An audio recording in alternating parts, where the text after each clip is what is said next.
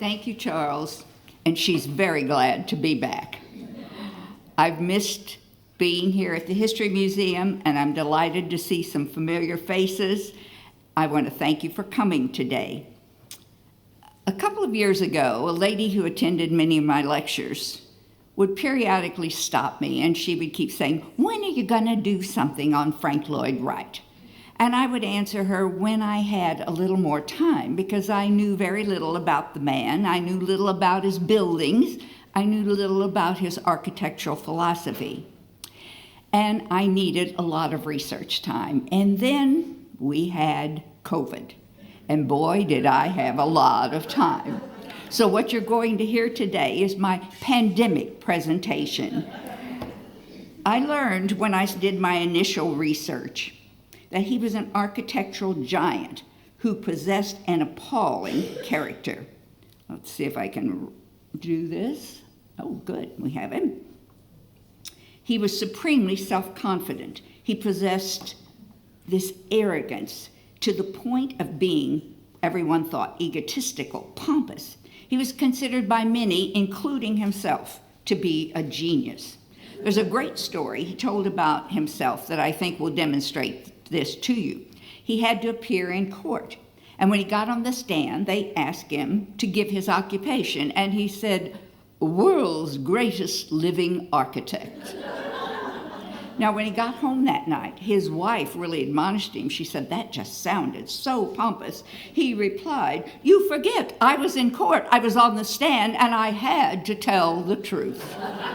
Okay, that gives you just an idea. This incident demonstrates perfectly his massive ego and his self-assurance. He considered himself to be a genius, and no one dared argue with him. Some considered him to be an unsolvable riddle. He would serve as his own best public relations man for his 72-year career. At the same time, he would also be the cause of all kinds of serious damage to his reputation. He liked to claim that he came out of nowhere and out of nothing, that he was just a full-fledged genius from the start. He was also a fantastic fabricator. Some chroniclers said he rarely grasped the concept of telling the truth. He has written over 20 books, and he often contradicts himself from one book to another. One of the challenges in writing about him is that you're never quite sure what to believe when you read. He was considered to be moody and aloof and withdrawn. He believed that his brilliance allowed him to flout the mores and conventions of the times, and boy, did he flout them. He was married 3 times. He was unfaithful frequently. He was a liar. He was quite a philanderer in every sense of the word. He fathered 6 children by his first wife, and he had another child by his third wife, and he was an indifferent father to all of them. He would be strangely plagued by fires throughout his life. He would endure the murder of his mistress and 6 other people close to him. And during his long-time career, he would be the cause of frequent lurid headlines and controversies. He would endure financial desperation and great sorrow, all the while creating great beauty and receiving international accolades. After learning all of that in my preliminary research, is it any wonder that I felt like I had to do this lecture? Is it any wonder that I felt I must do this lecture? So today we're going to look at his turbulent life and some of the major magnificent buildings he gave us. We'll also examine his architectural philosophy and the legacy he left for all of us. We'll see why he is still viewed as one of the most innovative architects of the late 1800s and early 1900s. In fact, in 1938, Time magazine called him the greatest architect of the 20th century. And then 53 years later, in 1991, the prestigious American Institute of Architecture chose him as the greatest American of all time. Now, mind you, that spanned 53 years. No one ever changed their opinion of him. His longevity and his total output alone verge on the astounding. His career would last 70 years. That's longer than most people's lifetimes. And as always, the place to begin is with his family background. He was born Frank Wright. His middle name was William or Lincoln. Take your pick. Nobody's real sure of what it was. He was born in Richland Center in southern Wisconsin, about 170 miles from Chicago, on June 8, 1867. His father, William Carey Wright, was a music teacher, a minister, an occasional lawyer, and a published composer, and he wasn't particularly successful at any of those ventures. When he married Frank's mother, he was a widower who brought his 3 motherless children into that new union. He had been a Baptist minister, and he would later join his wife's faith and become a Unitarian. Now, Frank's mother, Anna Lloyd Jones, was a teacher who met her husband when he was the school superintendent. She had been born in Wales and came to the United States when she was only 8 years old. She grew up in a farming family, and it was said she was fiercely independent and rather austere and rigid. She was 28 when they married, which was considered a little bit old at that time to get married for the first time. And from the very start, it was not a happy marriage, and a shortage of money would be a continuing problem. Even before Frank was born, his mother was determined that one day her firstborn son would become an architect. She felt that if her son became an architect, it would be a well-paying profession, and his future family would never have to live in poverty as she felt she did. She was angry. She was bitter. She believed her husband made far too little money to support his growing family. And according to her son was destined to design and build beautiful buildings. And to promote that ambition, she encouraged him in some very novel and numerous ways. She would take pages from magazines that showed beautiful European cathedrals, and she would hang them on the walls of his room. She believed that if she surrounded the young boy with images of great architecture, he would grow to love them and eventually want to create his own beautiful buildings. And since he did grow up to be a brilliantly successful architect, her plan appears to have worked. Another way she encouraged him was to give him a special toy when he was 7 years old. It was a set of Froebel blocks designed by a noted German educator. They consisted of simple shaped objects, cubes, cylinders, squares, things like that, and they were in primary colors. He was encouraged as a child to arrange these shapes into structures in various imaginative ways, and that little boy would spend hours playing with those shapes. He later claimed that his career as an architect was deeply influenced by that childhood experience. Now, the father, William, was always searching for a better paying job, and as a result, the family was frequently moving. Wherever their home would be, it would always seem to be terribly crowded, because besides young Frank and his 2 sisters, there were those 3 step-siblings from his father's previous marriage. All 6 children tried to cope with the growing tensions in that house, but no matter what their father tried professionally, he was never particularly successful, and he never did make much money from his various endeavors. He and Anna continuously now fought over making ends meet, and young Frank would escape the family stress by spending a lot of time by himself when he would read and draw. Early on, he showed signs of intelligence and a very sensitive temperament. He would develop now a lifelong love of classical music from his father, and he would credit his father with having explained to him the structure of music. The parents stayed in their loveless union, but eventually the family's troubles came to a head in 1885, and the unhappy father asked his wife for the divorce. In fact, he sued her on the grounds of emotional cruelty, physical abuse, and spousal abuse. Well, she too was equally miserable, and she told him he might just as well get out, pack a bag, and leave. And that's exactly what he did when Frank was 14. William left her the house, and that was it as far as any future financial or emotional support was concerned. Frank maintained after the divorce was granted that his father had deserted them and that he never saw his father again. And now, in a very real sense, he became the man of the house. He knew it was necessary that he get a job and help pay the bills. His mother arranged for him to become an assistant to the civil engineer that worked at the University of Wisconsin. And there he took courses in geometry and drawing. He actually attended the university for only 6 months, and while there he was considered to be a special student because he had never even graduated from high school. He also now changed his middle name from whether it was Lincoln or William, as I said, we don't know, but he now changed it to Lloyd. Lloyd was his mother's maiden name, and it was his way of disassociating himself from his father. So now, from the age of 18 on, the world would know him as Frank Lloyd Wright.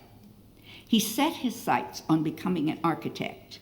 He acquired little formal knowledge, but instead he worked with experienced and established engineers and architects, learning directly from them. He absorbed everything he could. He asked friends to give him small building design projects. He talked family members into letting him create structures for them. His first complete building, in fact, was the Hillside Home School, where his aunts taught. Now, he decided to make a major move. He was going to go to Chicago and seriously begin his formal career as an architect. He arrived there when he was 19 with $7 in his pocket. And at that time, Chicago, along with New York, was one of the 2 biggest hubs in the United States for large-scale building projects. This had followed, remember, in Chicago, that terrible famous fire of 1870 when the whole downtown was practically destroyed. There was this need in the country for innovative, monumental buildings, and it was a perfect time for this aspiring young architect, Frank Lloyd Wright. And now, thanks to the Industrial Revolution, iron and steel had come of age as building materials. Architects and builders were applying iron along with steel and reinforced concrete to build these massive commercial and public buildings. Architects could now, for the first time, make buildings as gigantic as they liked and much taller than they had been able to in previous years. Prior to the late 19th century, the weight of a building had to be supported by the walls, and this meant that the taller a building got, the more strain was placed on the lower sections, which limited the building's height. Now, with the development of steel, architects were able to create this framework of steel girders, and weight could be suspended from this skeleton, allowing taller buildings with larger windows, buildings that literally touched the sky. They were the skyscrapers. Wright viewed this underlying structural aspect of buildings to be an important and exciting time, and it was. He was, though, much less enthusiastic about the exteriors. He felt the outside of buildings at that time were unoriginal and unimaginative. Now, he did recognize a few exceptions, notably the work of Louis Sullivan of the firm Adler and Sullivan. Wright was eager to work with them and learn from Sullivan, but he realized he needed more basic practical experience before approaching someone of that stature for a job. So he took employment as an $8 a week draftsman for the architect Joseph Silsby. During that year in which he worked for Silsby, Wright met a young woman, and things began to get a little complicated. Her name was Catherine Tobin. She was called Kitty by her family and friends. She was 16 when they met and fell in love. And after a year of dating, they began talking about getting married. But there were problems. There was no way they could live on the money Wright was making. He had received a raise after a few months, but it still wasn't nearly enough. So In 1888, he left Silsby and applied for that dream job with Adler and Sullivan. The high quality of the sample sketches he now took were enough to get him a position at that prestigious firm. And better still, they were going to pay him an astounding $25 a week. So now, with his financial problem solved, he and Kitty could marry. He was 22 and she was 16, and now his career would really take off, and their family would grow. 3 of their 6 children would be born in the first 4.5 years of their marriage. And even though he was making more money, it would never be enough. You see, he was a spendthrift who would always live beyond his means. He loved clothes. He was quite a dandy. He had to have subscriptions to the symphony and the opera. He liked the horses and books and beautiful oriental rugs. He said, "As long as I have the luxuries, the necessities will take care of themselves." Wonderful philosophy. Wright could not have joined Adler and Sullivan at a more opportune time. He was now in a position to learn from the best, and Sullivan was considered to be one of the top architects in America. And Sullivan himself took an immediate liking to young Wright, and he would prove to be a major influence in Wright's life and on his visions of architecture. And Wright was rapidly promoted. In less than 2 years, he was supervising 24 employees. He was hated by many of his co-workers. Perhaps this was jealousy. Perhaps it was his smug arrogance. It was probably a little bit of both. The one condition that Sullivan had insisted upon when he hired Wright was that there was to be no moonlighting, no taking of jobs on the side, and Wright agreed. Sullivan loaned Wright the money to buy a home, and he agreed to pay him a very generous salary. And then Wright began to do the one thing Sullivan had asked him not to do. He began to take on his own clients on the side. His reckless spending and his rapidly growing family meant he needed still more and more money. When Sullivan found out he was moonlighting, a bitter fight ensued, and Wright was fired. Their 6-year relationship ended. It was 1893, and from this point on, Wright was on his own. He would now continue to design, and he would continue to develop his architectural philosophy. Now, if the name Louis Sullivan seems familiar to those of you from St. Louis, I'm not surprised. Sullivan and his partner Adler were the designers of the Wainwright Building here in St. Louis at 709 Chestnut. Sullivan is frequently called the father of skyscrapers and the father of modernism. Sullivan is also credited with the phrase and belief that form follows function. Function is the most important thing. It's the principle that means a building's purpose is the starting point and is much more important than its outside aesthetics. Frank Lloyd Wright would also now become a strong proponent and believer that form follows function. During this period, Wright developed his own architectural philosophy more fully. The most important and overriding aspect of his work was to create organic architecture.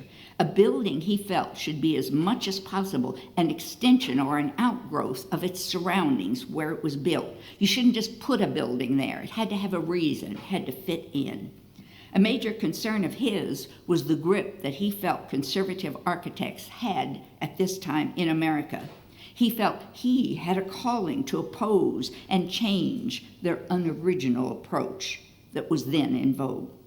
He dreamed of an American style of architecture that involved function, space, and material that was reflective of the environment and of the human spirit.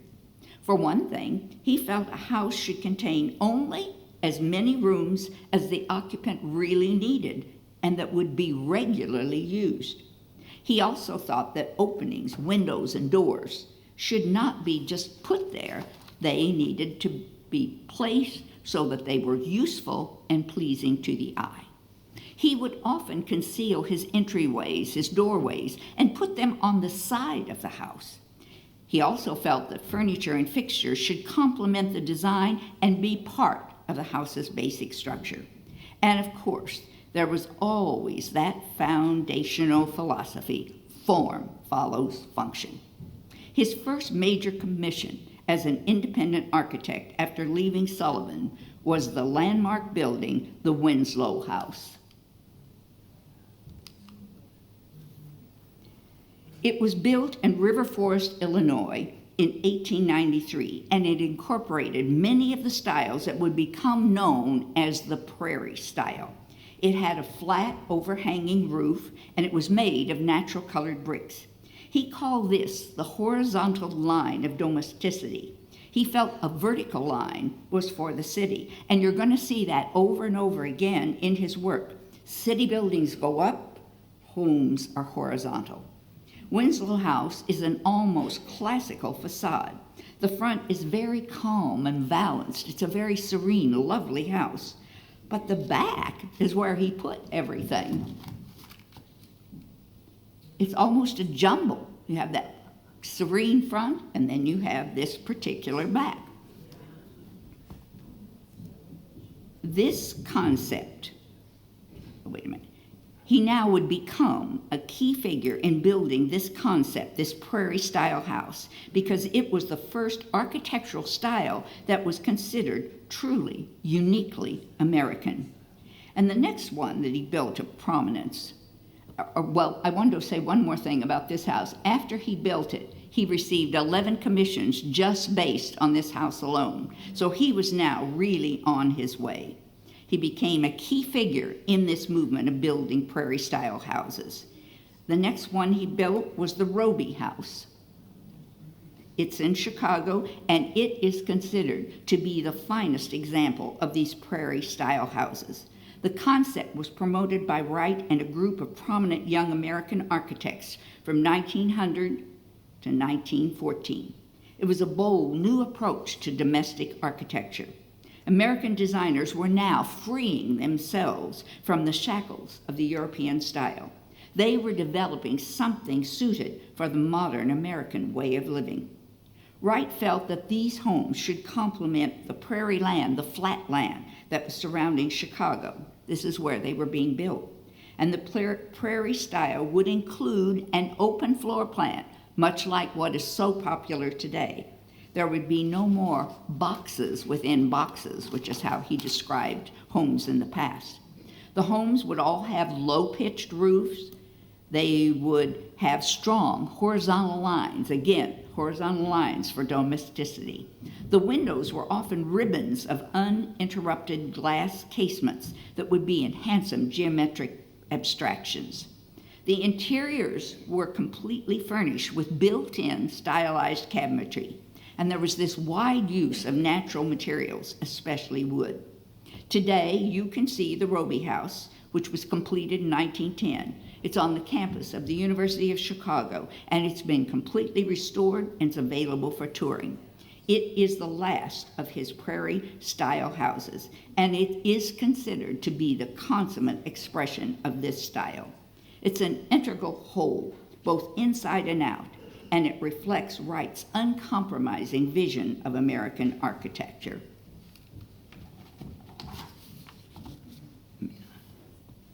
While Wright was becoming quite popular professionally, there were problems with his marriage. He and Kitty had begun to drift apart. There was a growing distance between them now emotionally. He had his work. She had the children. She grew more conventional, more proper, more matronly. He became more eccentric, more narcissistic, and more unconventional. In 1903, he was hired to design a home for a neighbor, Edwin Cheney. Edwin's wife's name was Mama. She was an early feminist. She was smart. She was attractive. She was artsy and brainy, and in Wright's eyes, she was an intellectual equal. She had 2 children by Cheney. Mama and Wright now began an affair that was publicly noticed, and it soon became the talk of the town. And remember, Chicago was a pretty big town. The scandal exploded. They were the subjects of rampant gossip. They made no attempt to hide their affair. They left their respective spouses. They left their children, his 6, her 2, and they moved to Europe, where they lived for a year, as they used to like to say, they lived in sin. It was evident neither one of them ever intended to go back to their married partners. Mama's husband granted her a divorce, but Kitty, Wright's wife, she refused. She hoped still to save her marriage. She continued to think that one day he would come back to her. But by publicly running off together, they were marked as adulterers, and they shocked the world. Wright had now become a larger-than-life figure. There is no question that he wanted to be noticed. He was a true self-publicist. He flaunted his shocking lifestyle. He became known for his flamboyant style of dress. He wore broad-brimmed hats and then those little English pork pie hats, kind of looked like a meat pie on his head. He also would dress monochromatically, and he liked to wear a cape with a red lining, and he now usually carried a cane.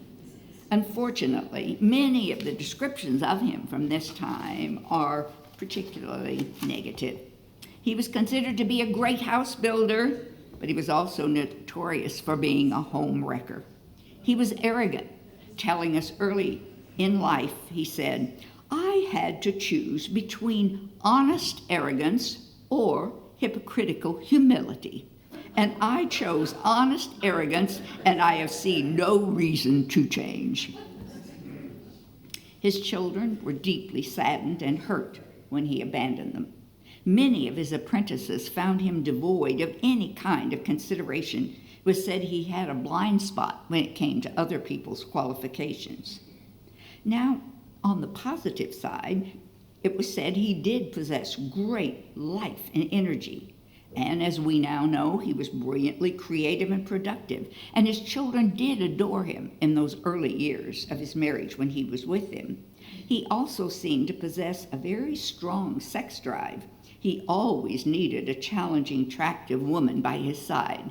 Now, I debated whether that should go in the pro or con column with him, so I'll kind of leave that up to you. After a year abroad with his paramour, he felt it was time to return to America.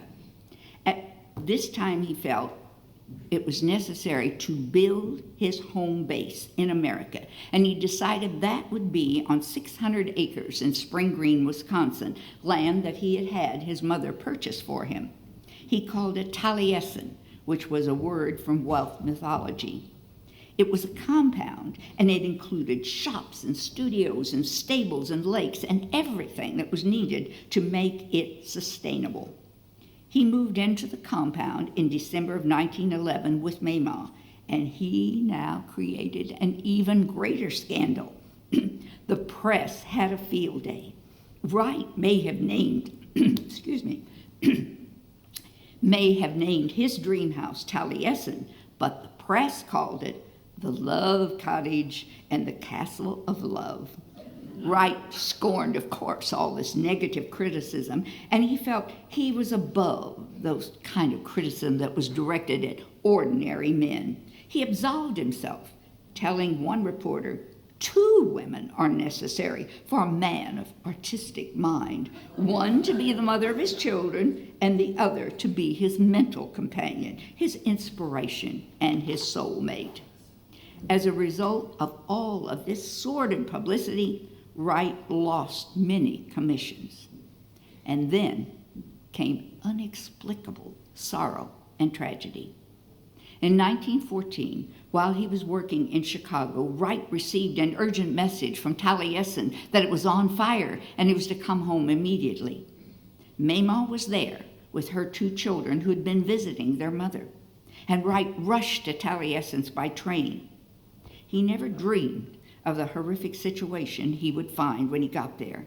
And on the train, he met and rode with Edwin Cheney, who was going back to pick up his children.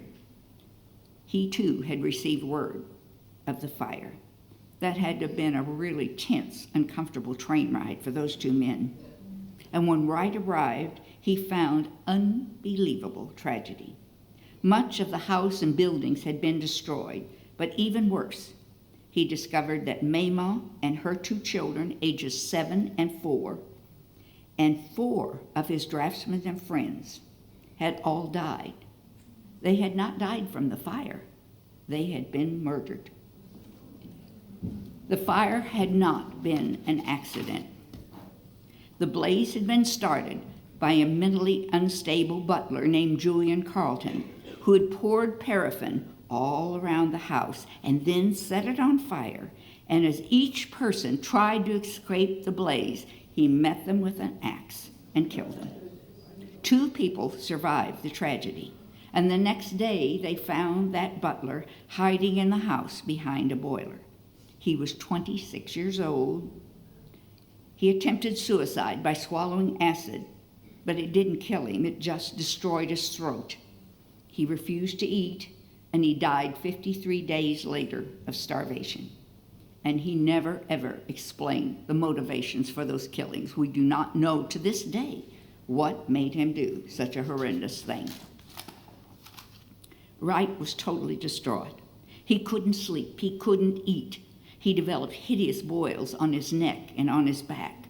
He would ride his horse for long periods into the night throughout the day. And during this time, work would be his only solace. He left Taliesin's with instructions that it was to be built even more elaborately than before, and he then moved to an apartment in Chicago. But Wright would not be alone long. He always needed the comfort of another woman. 4 months after the massacre, he received a sympathetic letter from someone named Miriam Noel. Now, he didn't know anything about her. He didn't know she was a skilled flatterer, that she was a social climber, a bohemian, and according to some, a stalker. Another thing he didn't know was that she was addicted to morphine. She took advantage of Wright, who was exceedingly vulnerable after this recent tragedy, and she began a calculated plan to seduce him and woo him, and it worked. They were extremely mismatched. Miriam Noel was a spiritualist who believed in ghosts and seances. She was a widow who had 3 grown children. Both Wright and Miriam were in their mid-40s at this time. And within weeks, she had moved in with Wright, and when Taliesin's had been rebuilt, she moved there with him. Kitty, his first wife, finally accepted that her marriage with Wright was over, and she agreed to give him a divorce. It had been 14 years since he had left her. Now, finally free, he married Miriam in 1923, and it would prove to be a major disaster. He had hoped their traumatic relationship would be saved by marriage, but instead it just became worse. A tumultuous year ensued. Miriam was vindictive and jealous, and they quarreled frequently. Their problems were also fueled by her continuing addiction to morphine. And within a year, she abruptly left. And during this period, he was involved in building one of his most famous structures, the Imperial Hotel in Tokyo, Japan. He worked on this project from 1915 until 1923, and he had to make multiple trips to Japan. Wright was greatly admired by the Japanese. They respected his organic approach to architecture, and they wanted his expertise in building something that would be earthquake resistant. The Imperial Hotel would ultimately be one of the largest structures he would ever design. The building was designed in the shape of a giant H with an intersecting I. The H is for hotel, the I for imperial. The guest rooms were in the H. There were 250 of them. He worked intensely to make sure it would ride out an earthquake. His building was meant to float slightly if it were struck by earthquake waves. There was 70 feet of soft mud that was under the upper crust, an 8-foot surface, which was to act, the mud was to act as a cushion to receive shocks. Okay, now this is amazing part of the story. I love to tell this. A monstrous earthquake struck Tokyo, Japan on the day the hotel opened. 105,000 people died. 3/4 of the city was flattened. And when the dust cleared, Frank Lloyd Wright's hotel was still standing. It was a magnificent sight, and it was really a testimony to his brilliance. It was almost as if Wright had planned the whole thing, including the earthquake. He would eventually design 14 other buildings in Japan. It would be the only country outside of the United States where he would live and work. The period that followed was memorable and productive professionally, but not so personally. The next 2 years of his marriage to Miriam was violent and chaotic, and it ended in a prolonged legal battle and a dramatic divorce. And that again generated those sensational headlines throughout the country. Miriam would continue to live a chaotic life, and she would live in a sanitarium for the mentally ill for a while. She died at 60 after abdominal surgery. Now, compounding this situation,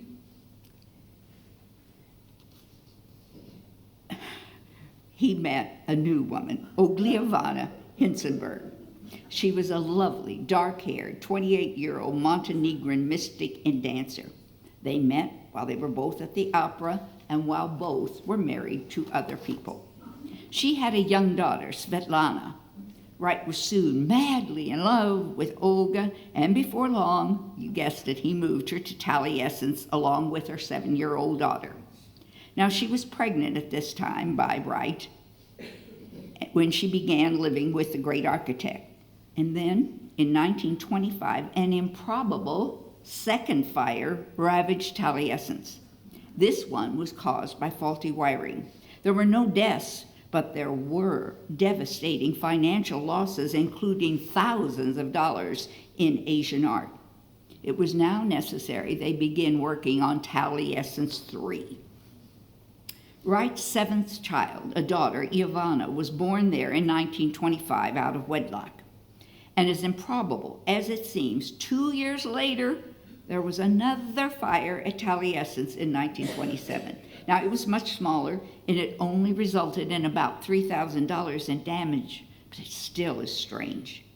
After waiting the required year, his divorce from Miriam was final, and he and Olga were able to marry in 1928.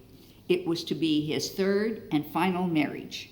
Olga was 32 years younger than Frank. He would adopt her daughter, and she would take his surname. Interestingly, it was said that he was actually closer to this stepdaughter than to any of his 7 biological children. Years later, that adopted daughter, Svetlana, would die in a car crash, and her husband would then marry another Svetlana, Joseph Stalin's daughter. All during this period, Wright continued to receive negative press, and he was even threatened with debauchery, charged with it. Wright was on the edge of bankruptcy. The bank was threatening to foreclose. His friends even formed a corporation to rescue him, and they sold shares in Frank Lloyd Wright to help him financially. But that wasn't going to be enough. He was desperate to do something to improve his financial situation. He was almost broke when he and Olga came up with the idea of creating the Taliesin Fellowship in 1932, the very year that they married.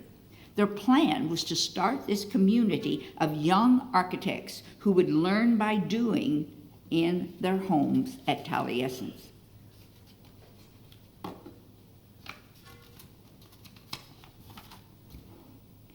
It would be a kind of a work school idea for aspiring young architects. They would pay a fee to learn to live under the master and to live with him.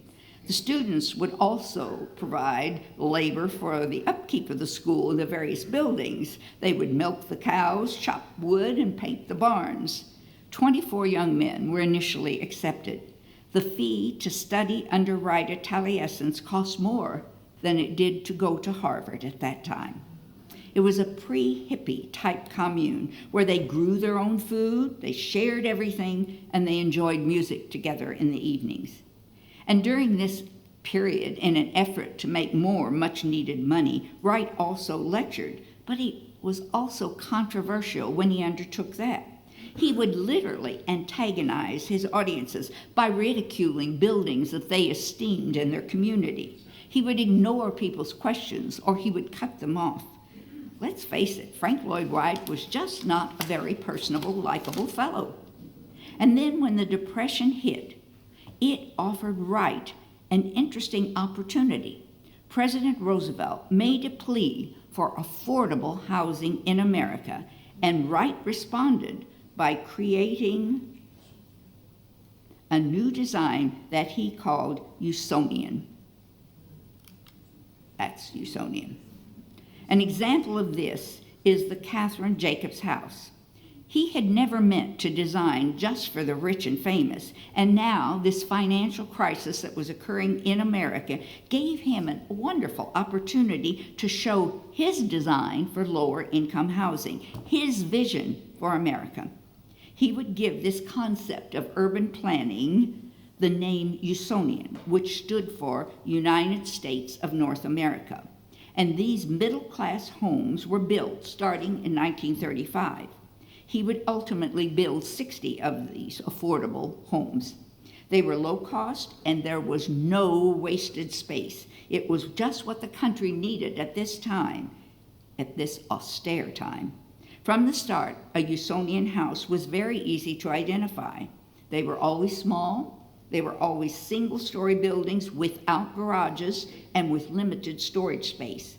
They were often L-shaped and designed to fit around a Gordon terrace. There was little exposure in the front, the public side. In fact, the doors were usually on the side, and they led from there to the outside. The houses were characterized by the use of native materials. They again had flat roofs and large cantilevered overhangs. They had solar heating. They had radiant floor heating. There was natural cooling and natural lighting. The houses did not have basements. They were built on a concrete slab. They didn't have garages. Instead, they have carports. And Wright says he is the one who coined the term carport. The Pappas House here in St. Louis is an example of that Usonian style. The Usonian was an excellent, innovative answer to a real problem at that time in America. Wright's later years would now be his most productive and innovative, with many of his most famous structures being built during this period, and that, of course, includes his masterpiece and my personal favorite, Falling Water. It is the most famous and renowned of the houses he would build in the United States. It would be the building that would revive his career and is today on numerable lists of best American architecture. It was constructed in Mill Run, Pennsylvania, for a wealthy Jewish department store owner, Edgar J. Kaufman. It was built in 1935. Falling Water is the ultimate expression of organic architecture. It truly seems to come naturally out of the surroundings. Note the 3 layers of concrete terraces that are literally built over that stream. The lovely structure was built in the middle of a stand of trees and literally over a waterfall. It is spectacularly and unconventionally beautiful. When it was first built, one day one of those cantilevered balconies started to crack and groan and sag while Wright was away. The builders rushed to add reinforced steel to solve the problem, and they did this without notifying Frank. They didn't have time. They couldn't wait for his approval. And their quick action saved that structure. But when he came back, Wright was furious, and he called it treacherous interference. Fortunately for all of us, they did solve that problem, and today you can tour this magnificent building. It's now a museum open to the public.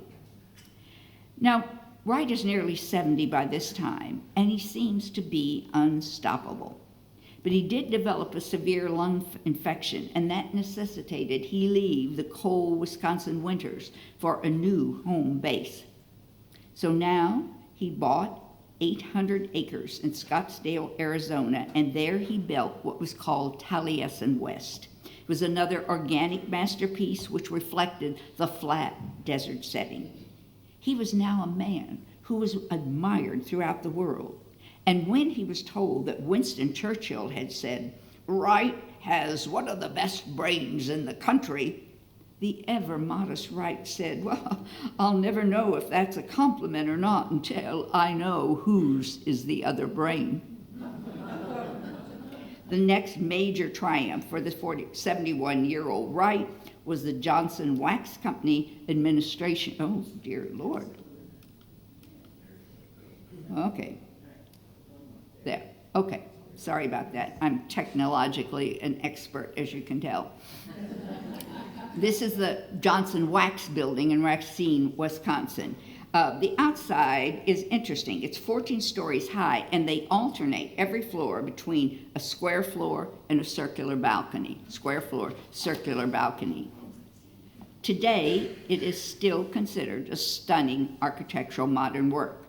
It did have an interesting workroom. You can see these kind of mushroom-like columns that are throughout. It contained interesting furniture that was designed for the workers' comfort. And there were these very distinctive windows that had an unusual way of transmitting light into the interior. One interesting thing this photo does not show was the 7-gallon buckets that were kept by all of those desks. They were there because that roof leaked so badly. And there was a standard joke among the staff at Johnson Wax. They would meet on a rainy day at the cooler and place bets on whether it was going to be a 1 or 2 bucket day.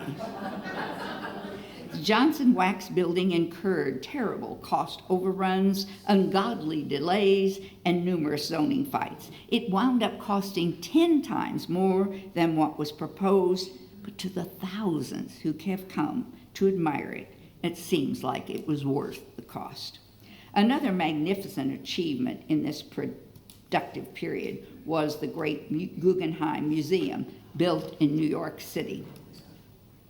Come on. That's it. Okay. Stunning, isn't it?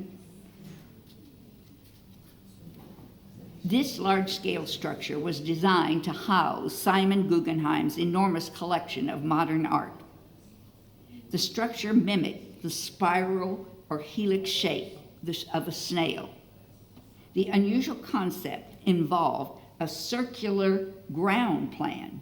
To view the art, you take an elevator from the top and you walk down then a circular stair for 6 floors. One literally descends through the art. You pause on each level to view these amazing works hung on the curved walls.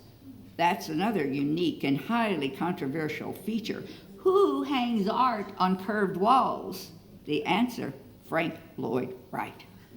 Both the interior and the exterior are stunning.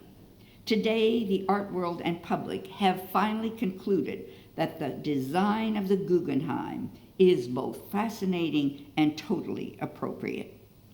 Wright's amazing productivity would continue. Between 1940 and 1959, 234 homes and buildings based on his designs would be built.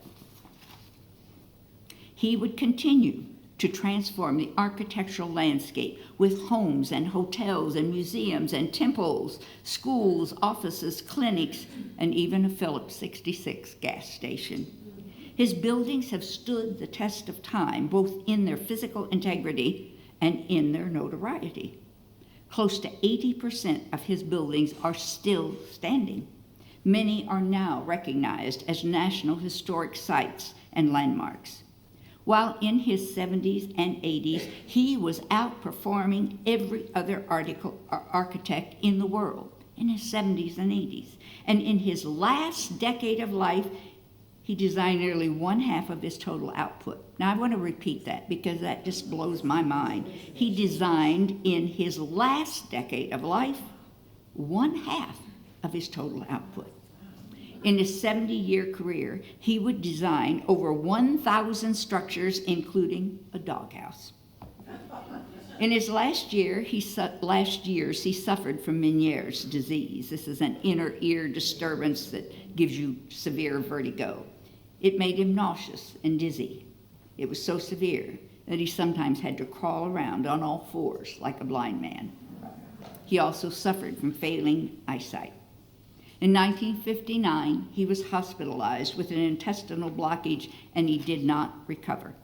He died 2 months short of his 92nd birthday on April 9th, 1959. And today he is buried at Taliesin West, but that wasn't always the case. Even in death, his burial was controversial. Olga, his wife, wanted her ashes and those of the daughter who had been killed in the car crash and Wright's ashes to be mixed together, put the blended ashes into a wall of a memorial garden at Taliesin West. But instead, Wright was buried in Wisconsin. That is, he was buried there until 1985. 26 years after her death, Olga got her dying wish. After she died, the loyal members of the Taliesin Fellowship quietly and unceremoniously went to Wisconsin and dug up his remains from the cemetery. They then had the remains cremated and taken 2,000 miles away to Taliesin West, where they were finally interred in that wall of the memorial garden, just as Olga had wanted. And of course, his children by Kitty and others were outraged, calling it grave robbing and a desecration. Today, if you choose to visit, there is a headstone above his original empty grave in Wisconsin. And if you go to Scottsdale, Arizona, you cannot visit the memorial garden where he was finally interred. The assessments of his last wife, Olga, are varied. For 26 years after his death, she ran Taliesin West. She ruled that fellowship with an iron hand. She was very powerful, and her word was law. She is, though, credited with having been the inspiration for that renaissance in Frank's career. The Arizona years he spent with her from 1932 to 1959 are, no question, the most productive in his lifetime. More than half of his buildings are from that period, and she is credited with being the one who inspired him. Some called her a partner to genius, while others called her a tyrant and a charlatan. She died in 1984 when she was 85. Even though his final years were busy and productive and more settled and less controversial, we must admit that he left us with both a tarnished image and a wonderfully positive image. His relationship with the 6 children with Kitty was always strained and sad. When they were little, they had written moving, lonely letters pleading for their father to at least visit them. There's no question that his coldness inflicted emotional damage on them all. He loved them, but not quite enough. One son, when grown, said, "Well, we were friendly strangers, and almost any of his clients could tell you more about him than I can." Wright admitted he seemed to have been born without the typical fatherhood gene and that he had never really had it for his children. What happened to those children?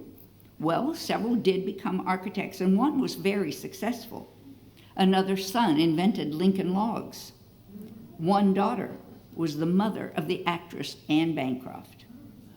Iovana, his daughter by Olga, and his last child, had a very sad life. She married 5 times. She suffered from depression, bipolar disease, excessive drinking, intense sexual urges, and anger. At her first wedding, her veil caught on fire from a portable heater. The flames were quickly extinguished, but Wright commented on that strange irony. "All my life," he said, I have been plagued by fire. Ivana was a choreographer and a dancer. She died at 89, having suffered with mental illness for half of her life. Now, most of us would surmise that everything was perfect if you were lucky enough to own a house by Frank Lloyd Wright, wouldn't you? Not so. For one thing, his roofs were notorious for leaking. One of his favorite clients called him one night, very upset, and he yelled at Wright, "I'm in the middle of having this dinner party, hosting this party, and there's puddles on the dining room table." And Wright, with a total lack of concern, said, "Well, move the table." He was also known for demanding that nothing be changed or moved from the way he had originally designed it. He would let himself into a home after you had bought it, and he would rearrange something that he thought was out of place. He was even known to hide your personal trinkets or photos in drawers if he didn't approve of them being there. There's no question that his lifetime of womanizing was selfish and hurtful to many. Today, I've only covered the major affairs. There are too many other liaisons to even mention. He was a notorious Lothario who supposedly had to have sex 2 to 3 times every day. And that was according to Olga, who shared that with her intimates. One biographer, when referring to Wright's life, said, "You couldn't have invented it because no one would have believed it."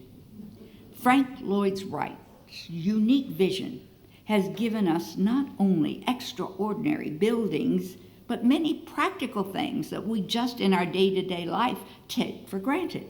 That open floor plan, windows that brought the outside in, one-story ranch houses, carports, compact kitchens and built-in furniture, solar-heated homes. He was not only a brilliant architect, he was also an interior designer, a writer, and an educator. He developed, promoted, and pioneered the philosophy of organic architecture and the concept that form should follow function. He believed that he and very few other gifted architects had a major mission, and it was to lead humanity away from centuries of repetitive and unimaginative, backward-looking architectural styles. He sincerely believed that he was destined to help this country and humanity. One piece he wrote that I especially like, he said, "If you ignore beauty, you will soon find yourself without it. But if you invest in beauty, it will remain with you all the days of your life."